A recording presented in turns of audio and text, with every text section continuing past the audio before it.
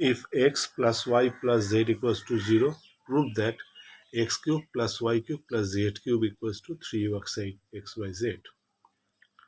Left hand side, x cube plus y cube plus z cube.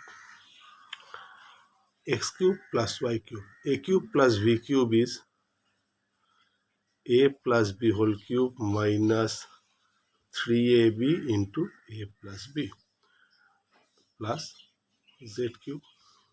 Now, what is the value of x plus y? It is given that x plus y plus z equals to 0. So x plus y equals to minus z. I put x plus y equals to minus z. Minus z whole cube minus 3xy multiply minus z plus z cube. Minus z cube plus 3xyz plus z cube. Plus z cube minus z cube cancel. Therefore, I get 3xyz equals to RHS